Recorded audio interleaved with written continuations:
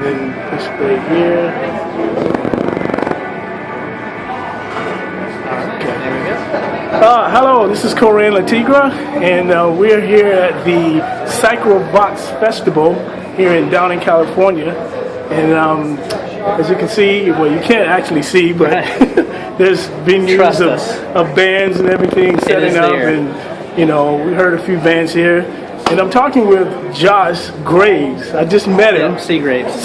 Yep. Okay, I just met him at the booth there, and he's from the band Death Therapy. Death Therapy. Okay. Yep. And so just tell us a little bit about, how the band came about, how you guys started playing drums, and where you guys, albums or anything you guys got going. Right, okay, so I'll make this really quick, but I have always liked drums ever since I was a little kid. I can remember I kind of grew up in church, and the church I grew up in would have, at that time it was like they call it Southern gospel music, which I'm not really into that music. But back then, I didn't really care. I just saw musicians on the stage, and so the drums always just intrigued me. And so from that point, as a little kid, I just played around on whatever I could. There wasn't much, my parents wasn't gonna, buy a legit drum set in our house, because obviously a lot of parents were like, that's too noisy.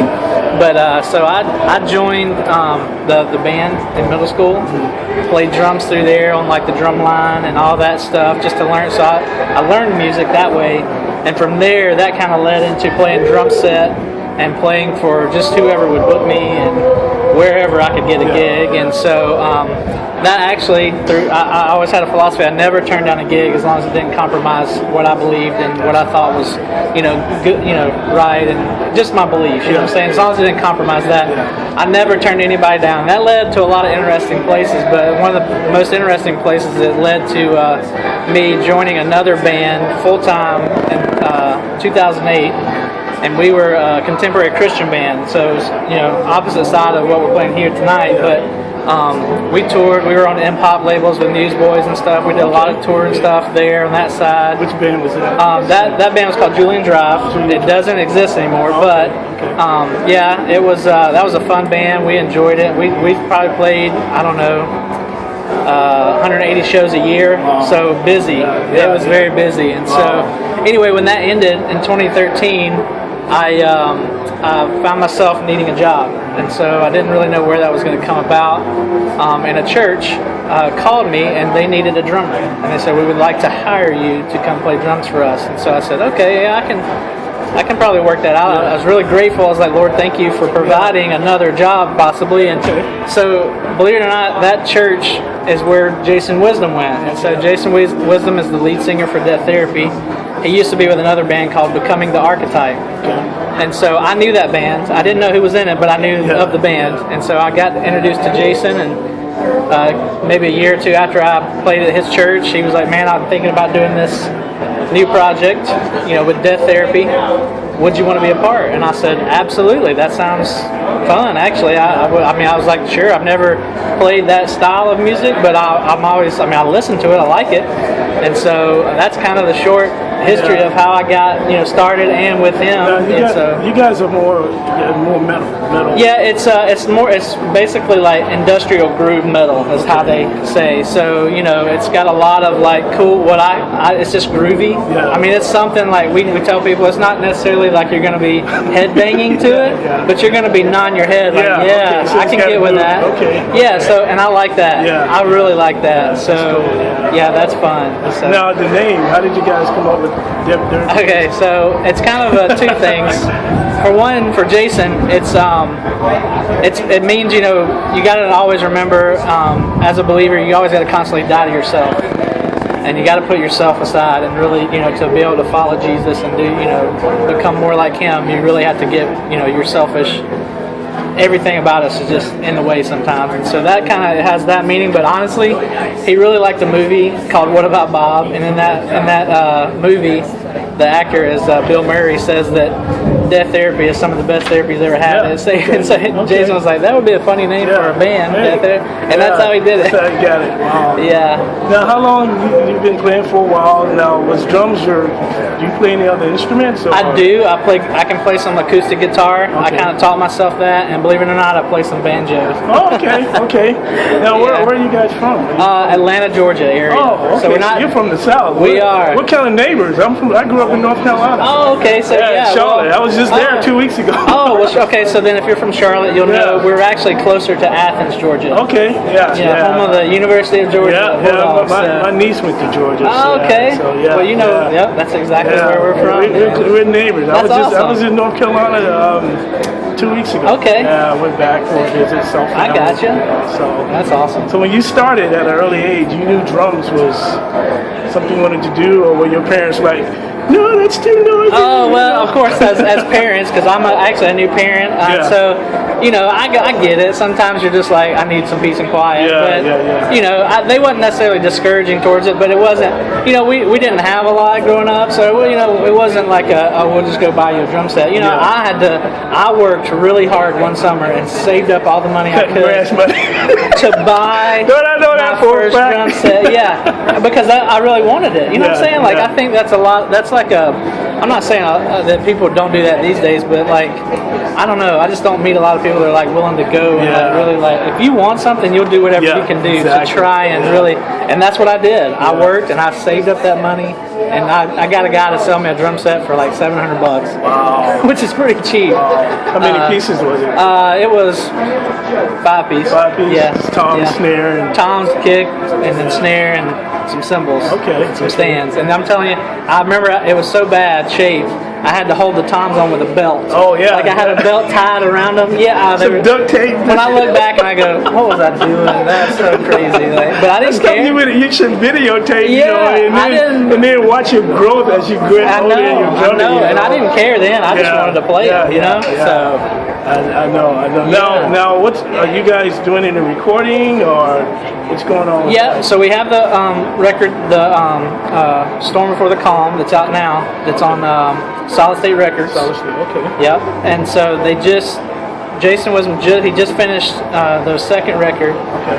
I think they got the drums down, and I'm pretty sure it's just about mixing now. Okay, I think is the progress. I wasn't able to go in the studio this time.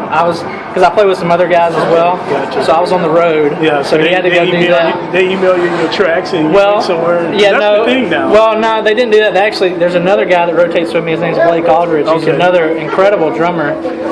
He went and played on the record. So I'm looking forward to hearing what they did. Yeah. And so now how does that come about? Because now you have to learn another drummer's parts. Well, I'm honestly in the music business, and especially in freelance, like musicians, and which is what a lot of people are. I know a lot of us see like bands on stage, and you think that, well, they're a band. Well, that's not always true. A lot of times, it's usually like the lead singer. That's kind of what it focuses around, and everybody else is pretty much just hired gun.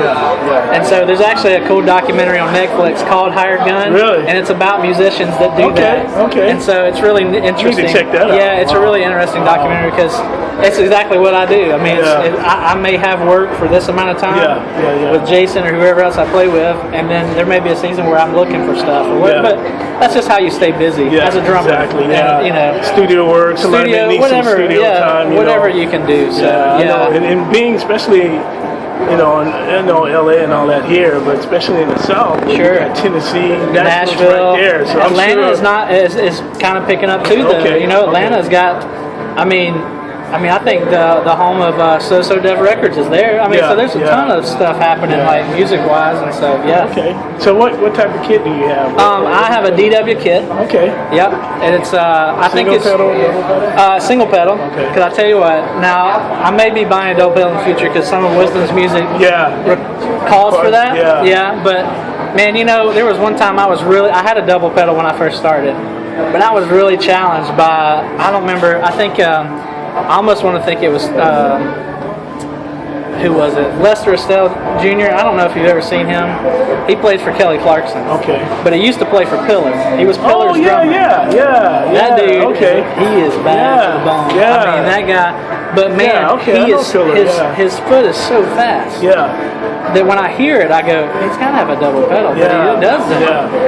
And so I just was challenged, man, years ago to like try and like work on that. You know what I'm saying? So not anything against the double pedal, but like, and there's sometimes when you need it, when it needs to be, a long measure of it or whatever, but or, really even. But so I switched to a single pedal, and that's what I use currently. But probably going to be buying one in the future. Well, there's a little secret I share with you about speed, and I'm starting to pick this up too. Is a weight, ankle weight. I don't know, maybe you've heard it, but I actually heard it from Gene Hogan from Testament. He uses ankle weights. And so if you're into like speed, maybe try slow doing ankle weights. Just slow double pedals, 8th notes, 16ths, or whatever. And then do that for like maybe 3 to 6 months. Sure. And it really helps improve. So especially with single kick too. I'm sure.